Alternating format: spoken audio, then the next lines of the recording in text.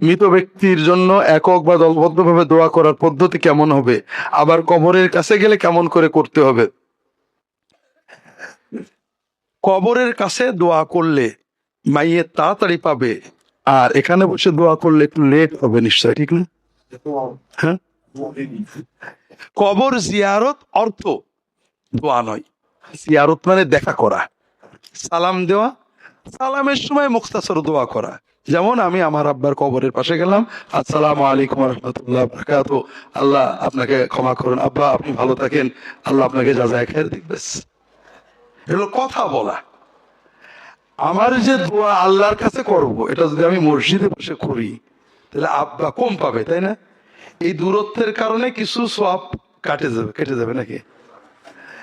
এটা আমাদের ভুল ধারণা, এটা আমাদের এক ধরনের মূর্ত পূজা আর কি, মূর্ততা ভক্তি।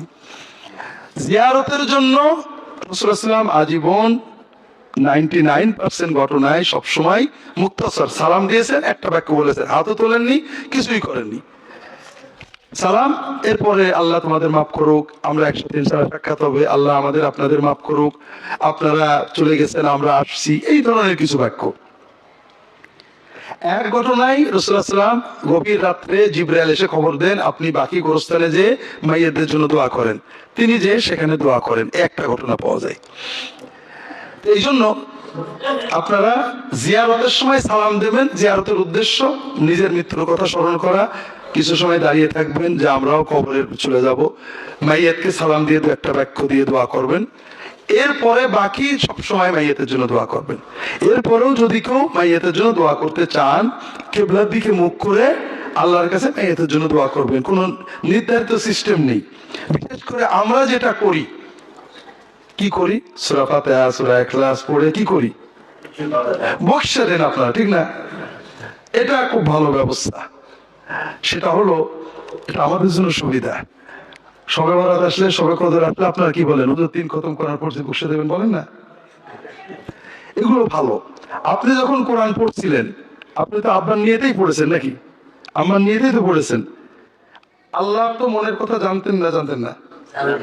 আলিফ লাম মিম যালিকাল কিতাব, এই যে পড়ছেন আপনার আম্মাকে সওয়াব দেওয়ার নিয়তে, এটা আল্লাহ জানতেন না? জানতেন। আপনি মনে করেন খতমের নিয়ত করেছেন, 10 পারা পড়ে আর পারেননি, আল্লাহ তো আর ওই 10 পারা দেবেন আপনার মার? দেবে।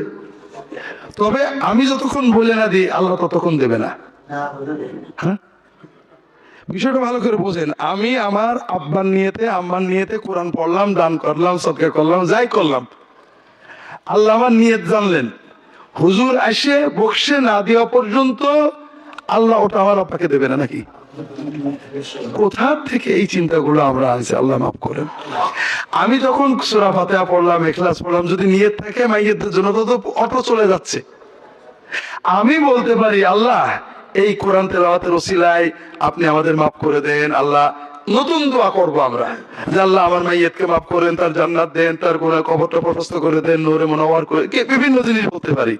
কিন্তু যেটা পড়া হয়ে গেছে, আল্লাহ দিয়ে দিয়েছে, ওটা আমার দেওয়ার দরকার কি? কথা বুঝেন না? এই জন্য কবরের পাশে যদি দোয়া করতে চান, এমনি দোয়া করবেন কিবলামুখী হয়ে।